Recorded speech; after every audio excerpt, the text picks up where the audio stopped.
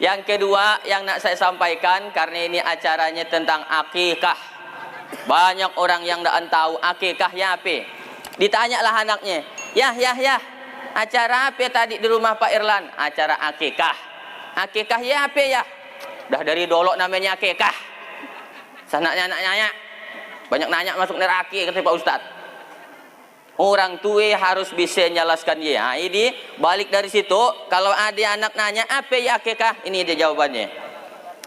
Akikah diambil dari bahasa Arab, yaitu akko, ain kof, akko, artinya rambut bawaan dari dalam parut.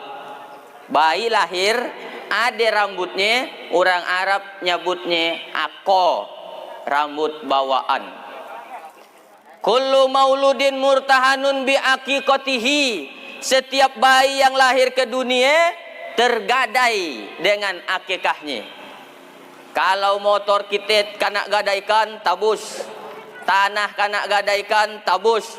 Bagaimana kalau anak kita yang tergadai? Tabus juga. Gimana cara nabusnya? Tusbau anhu yaumas sabihi, kata Nabi. Potongkan kambing pada hari ke-7. Hari ke-7 si anduit Pak Ustadz, hari ke-14. Hari ke-14 si anduit Pak Ustadz, hari ke-21. Hari ke-21 si anduit Pak Ustadz, usah lagi nak lihat kalender. Bile-bile pun boleh. Jadi bapak di situ mungkin ada yang dah 40 tahun belum akikah, dolok belum kena akikah kan. Sekarang balik dari situ boleh akikah. Cepat hubungi www.kambing.com. Beli kambing. Berapa ekor kambingnya? Kalau anaknya laki, kambingnya 2 ekor, mazhab Syafi'i. Kalau anaknya perempuan, kambingnya sekok, mazhab Syafi'i. Jadi mazhab Syafi'i, kalau anaknya laki 2 ekor kambing, kalau anaknya perempuan sekok kambing. Tapi ada mazhab Hanafi. Mazhab Hanafi, laki perempuan sama sekok. Nah, kenapa Ustadz jelaskan dia? Supaya kalau ada orang molas anak laki sekok kambing, usah nak berkelahi. Nak ansah anak laki sekok kambing. Ngapa tang lalu nak ansah? Sah mazhab Hanafi. Maka kalau ada orang di Seburing akikah anaknya laki tapi kambingnya sekok, 2 kemungkinan. Pertama mazhabnya Hanafi, yang kedua memang kedakut. Kenapa kedakut? La ilaha illallah. Berapa banyak orang lakak nikah payah nak punya anak. Orang yang kaya, yang banyak duitnya, sampai pagi ke Singapura molah bayi tabung. Sigit tabung ragenya paling murah 100 juta. Ia pun tabung yang udah second. 100 juta untuk satu anak. Di Seburing saya dengar orang mudahinya dapat anak. Nikah Januari, Februari, lahir anaknya.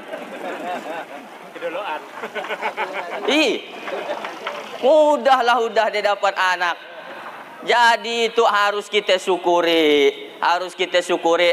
Banyak orang payah dapat anak. Nikah 5 tahun, 10 tahun, daan dapat anak. Sampai-sampai katanya 10 tahun sudah kita berumah tangga. Malah saya nak melanjutkan ya. Sebenarnya saya pandai nyanyi, cuman takut artis di Jakarta tersaingi. Jadi saya ceramah aja. Nah, boleh diakikahkan walaupun umur bapak tu dah tua. Pak Ustadz, aku dolok tu belum akikah, belum kena akikahkanlah ayahku. Boleh ke aku akikah sekarang? Umurnya berapa? 40 tahun. Boleh. Tapi akikah aja, potong kambing aja, usaha lagi nak minta cukur. Tapi lagi minta ipak pakai sarakal. Asraqal badrun alaina fahtafat minhul buduri mislahu istikama ra'aina qattu ya wajhal sururi. Kata orang tang bahasa ringan bayinya ya. Gasaknya ni aki. Ndaan parlu. Cukup potongkan kambing aja, dimasak, undang orang, makan-makan. Nggak perlu lagi dicukur, dinyanyikan pakai serakal. Jelas? Jelas kendaan? Oh, dah jelas dah lah lakak ceramahnya. Ya dah jelas ya. Jadi cara menebus anak, kewajiban orang tua, tusba'u anhu yaumas sabi'ihi, potongkan kambing dia pada hari ke-7, ke-14, 21, atau kalau udah ndak mampu lagi 20 tahun kemudian baru akikah boleh. Jadi sanak berkelahi. Nah, itu kadang-kadang masalahnya kawan kita yang ndak tahu. Begitu kita saruk, Pak, Palung, aku tuh nak nyaruk apa? Akikah. Siapa yang akikah? Aku akikah. Ah! Kau akikah umur bukan dah 41. Kau nak dengarkan ceramah, manilah kata dia. Jadi hukumnya boleh ke? Boleh. Kata siapa? Kata Pak Ustadz Hatoli. Apa kata Pak Ustadz Hatoli? Aku pun dah lupa. Senang nyari videonya kala, nanti kami upload di Facebook Hatoli Picture Cut atau Ustadz Hatoli SSCMH di YouTube. Jangan lupa klik subscribe and share. Di sini nanti itu ya videonya. Dengarkan. Atau kalau Pak Ayah nak nyalaskannya, saruk aja dia. Acara apa? Radak-radak aja we kala. Dan perlu nak dijelaskan. Pokoknya acara makan. Jelas? Nah, sekarang ada orang nanya, Pak Ustadz, dulu aku tuh belum akikah. Sekarang kan hari raya kurban, aku belum akikah, boleh ke kurban? Boleh. Kenapa lalu boleh? Nih jelasannya ya. Akikah saya itu kewajiban ayah saya. Saya ulangi. Akikah saya itu kewajiban ayah saya. Sedangkan kurban, iya tugas saya. Jadi walaupun saya belum akikah, boleh saya kurban. Yang dekat di depan itu dia dolok yang kita kerajakan, akikah nunggu rezeki dudi. Jelas? Jadi usaha kita nak berkelahi, nak boleh. Akhirnya nak beramal. Ibu bapak hadirin yang saya hormati, maka pada hari ke-7 potongkan kambing. Tang rasa panas sih nyan ceramah situ. Patut dicuk palak matahari. Yo, matahari kanak saya sampai mancit tuh palu. Jadi ndak lama-lama lah tuh Si an ke kipasnya tuh. Oh, kipasnya jauh. Dan api-api lakak. Bentar lagi saya lakak. Yang kedua, tugas orang tua setelah dipotongkan tadi kambing, kayak sapi boleh enggak Pak Ustadz? Ini ada lagi pertanyaan. Di kampung tuh banyaklah kasus. Banyak SMS WA ke saya. Boleh enggak kalau kita akikah sekok sapi untuk 7 anak? Misalkan perempuan, lahirnya serate, janjian. Satu RT ada orang 7 lahir. Perempuan. 7 orang. Sekok sapi kekahnya? Boleh. Menurut mazhab Syafi'i. Nama kitabnya Hasyiah Al-Bujairimi. Kitab yang kedua Qalyubi wa Umairah. Jadi ada 2 kitabnya yang mengatakan kekah pakai sekok sapi boleh untuk 7 anak perempuan. Laki dengan perempuan boleh ke digabung? Boleh. Laki, perempuan. Kan hitungannya 7. 2, 1. 7. Boleh akikah kayaknya. Jelas? Jelas kenaan? Takut ada jawab jelas, berhenti kalau ada ceramahnya. Jelas. Inilah dia diberi kipas. Bapak merasa panas kenaan? Panas? Saya lebih panas.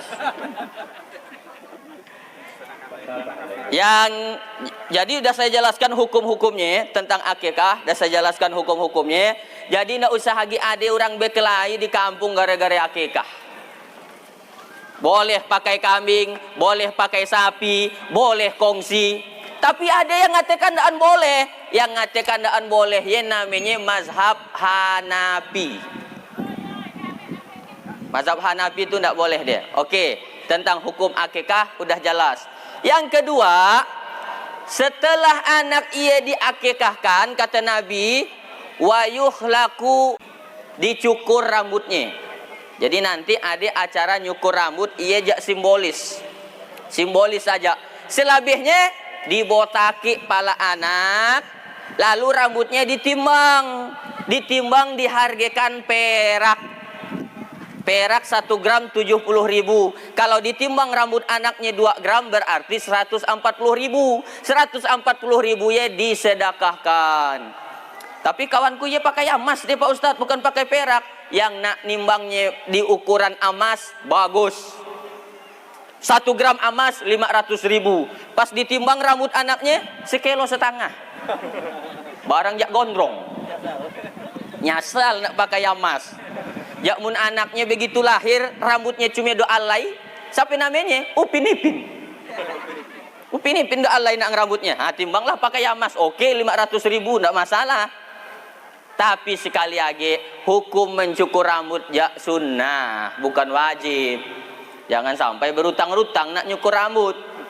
Kenapa lah Pak Ustadz harus dipotongkan kambing, dicukur lagi rambutnya lalu disedekahkan duitnya? Itu namanya melatih anak jadi orang kaya. Bapak mau nak jadi orang kaya? Mau kendaan? Orang 3 yang jawab. Sisanya bermatian. Bapak mau nak jadi orang kaya? Berarti belum kaya. Kalau bapak nak jadi orang kaya, ya rumusnya gampang inyan rumusnya. Karap-karap latihan kaya. Orang latihan badminton bisa badminton. Orang latihan nyanyi bisa nyanyi. Orang latihan karate bisa karate. Kalau bapak nak jadi orang kaya, karap-karap latihan kaya. Gimana caranya? Karap-karap merik. Iya namanya latihan kaya, sedekah. Kalau latihan miskin Pak Ustadz, karap-karap minta. Latihan miskin ya minta tolen. Dah naruh ya Pak, kadang-kadang masih minta lagi. Iyalah latihan miskin. Di kampung-kampung saya dengar banyak orang latihan miskin. Rumahnya bagus, motornya sejumlah keluarganya. Datang PKH minta. Betul? Banyak. Ada ke di Suburing? Mana orangnya? Latihan miskin ya. Hati-hati miskin inyan. Doa. Al-kalamud doa, ucapannya doa. Suah ke kejadiannya Pak Ustadz, bukan lagi suah Pak Karap. Saya beri sedikit contoh. Ada kawan kami kerja di kantor Basnas, Badan Amil Zakat. Kerajanya jemput zakat. Sampai yang ada orang kaya di paginya rumahnya diambilnya zakatnya. Nah ada Pak Haji seorang tuh kaya tapi tidak ansuah bayar zakat. Assalamualaikum Pak Haji. Waalaikumsalam. Orang kaya kan ngomongnya berwibawa. Assalamualaikum Pak Haji. Waalaikumsalam. Kami lihat oto Pak Haji itu besar. Rumah Pak Haji pun besar. Oh besar. Di situ semuanya besar. Oto besar, rumah besar, bini besar. Gitu Pak Haji, kaya. Kami tuh dari Basnas. Kami lihat Pak Haji tuh kaya, tapi tak ansuah bayar zakat. Mun Pak Haji malas ke kantor, kami bisa jemputnya di situ. Apa kata Pak Haji ya? Gitu adik-adik. Iya oto 2 miliarnya masih nyicil. Rumah 5 miliar masih nyicil. Aku tuh belum kaya. Aku tuh masih susah, aku miskin. Jadi kita balik dulu lah. Aku belum wajib bayar zakat. Kita balik aja, balik. Oh gaya ke Pak Haji. Lah, aku belum kaya katanya. Aku miskin, masih susah. Balik aja kita. Baliklah dia. Apa yang terjadi? Naan nyampai setahun datang Pak Haji ya ke kantor Basnas. Iya kan Pak Haji yang waktu dia daan mau bayar zakat. Betul. Sekarang dia datang ke kantor kita nak bayar zakat. Alhamdulillah. Pak Haji ya dah dapat hidayah. Mau dia bayar zakat. Silakan masuk Pak Haji. Assalamualaikum. Waalaikumsalam. Silakan masuk Pak Haji. Pak Haji nak bayar zakat ke? Naan. Kaya? Ada nak zakat untuk saya? Nanya. Daan nyampai setahun dimiskinkan oleh Allah Subhanahu wa taala. Jadi usah nak latihan miskin. Bagusnya ya latihan kaya, mari sikit bagi sikit, banyak bagi banyak. Apa kata Nabi? Idza tobakhta, kalau kau masak, ibu-ibu yang masak nih, pesan Nabi. Idza tobakhta, kalau kau masak, faaksir ma'aha, banyakkan kuahnya, bagi dengan tetangga. Kalau kau masak, kata Nabi, banyakkan kuahnya, bagi dengan tetangga. Alhamdulillah Pak Ustadz, kata ibu, sejak dengarkan ceramah Pak Ustadz, tetangga saya itu malar mari gulai kuahnya tolen. Isinya, lalah kami nyarinya isinya. Sampai dah pakai tangguk, nak ajak jumpe. Bariklah sikit. Kalau nak ada daging ayam, talur ayam sian, talur piku sian, talur pirik sian Pak Ustadz, talur cacak. Talur cacak tidak boleh, haram. Nah, jadi tadi rambut dicukur, disedekahkan, ya melatih anak supaya jadi orang kaya. Jadi orang kaya. Bapak saat itu miskin, tapi karena dilatih anak supaya selalu memberi, insya Allah nanti dia jadi orang kaya. 2. Masuk yang ketiga, setelah dicukur rambutnya, apa kata Nabi? Wa yusamma, bari nami yang bagus. Pak. Oh, nyangka dah kematian. Bari nami anak, kata Nabi, yang bagus-bagus. Karena nami anak ya doa. Jangan mantang-mantang miskin, kita ajak orang miskin, bari ajak namimu cangkul. Di Balah Merabuan, ada satu keluarga Pak, anak-anaknya diberi nami binatang semini. Saya semarah pas main ke rumahnya. Anak pertama kucing, anak kedua katak, anak ketiga kara. Oh kara, oh kucing. La ilaha illallah, bariklah nami anaknya yang bagus. Anak Pak Erlan, siapa namanya tadi? Muhammad Yusuf Ramadan. Yusuf, nabi yang paling ganteng Yusuf. Banyak orang mengatakan, Pak Ustadz, kalau saya hamil, amal apa yang harus dia lakukan? Ayat apa yang harus dibaca? Bu, kata saya, baca surah Al-Mulk supaya anaknya jadi orang kaya. Baca surah Yusuf, baca surah Al-Waqi'ah.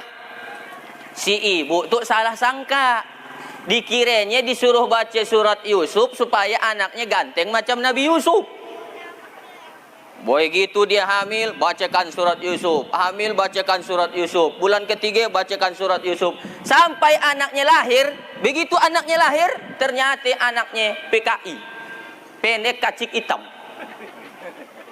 Marahlah si ibu dengan saya. Pak Ustadz pemula ternyata. Kenapa Bu? Katanya mun dibacakan surat Yusuf, anaknya ganteng macam Nabi Yusuf. Coba lihat, kata dia, PKI, pendek kacik hitam.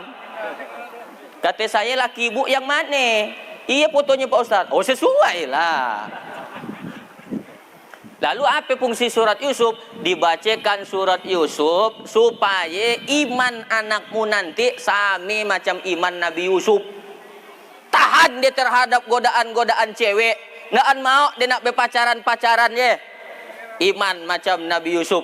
Maka diberi nama yang bagus. Nama yang bagus, nama yang disandingkan dengan nama Nabi. Itu dah bagus namanya dah.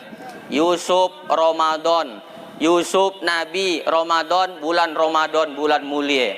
Cuma sekarang banyak ibu-ibu, bapak-bapak naan pede anaknya diberi nama Nabi. Dah betul-betul nama anaknya. Nama anakmu siapa jeng? Nama anakku Ibrahim. Panggilannya Bram. Dah bagus namanya Ibrahim, panggilannya Bram. Nama anakmu siapa long? Nama anakku Muhammad Nuh. Panggilannya Noah. Harus bangga kita punya anak yang namanya disandingkan dengan nama Nabi Muhammad atau nama nabi-nabi yang lainnya. Ini diberi nama. Kemudian setelah tadi dipotongkan kambing, kemudian dicukur rambutnya, lalu diberi nama. Nah selanjutnya kata Nabi adalah dia itu Pak diberikan pendidikan. Anak-anak kita ini harus disekolahkan. Harus disekolahkan anak-anak kita. Bapak miskin, misalkan, misal nih, nong kita aja orang miskin kau asal tahu tulis baca dah sah. Usah agak nabi pikiran gaya. Iyalah, Pak Ustadz Hatoli kan orang kaya, saya bukan orang kaya. Umat ayah saya SD pun daan tamat. Bahasa Indonesia daan lancar. Suas 2 kali saya bawa ke Jakarta umat saya. Daan bisa dia bahasa Indonesia. Saya uluk kan milih baju. Apa kata dia? Pak, berapa suti? Suti katanya. Apa bu? Suti berapa? Suti itu apa bu? Langsung saya berat. Maksudnya Pak sehelai kata saya. Oh ibu dari mana? Dari Sambas Kalimantan. Oh patut lain bahasanya kata dia.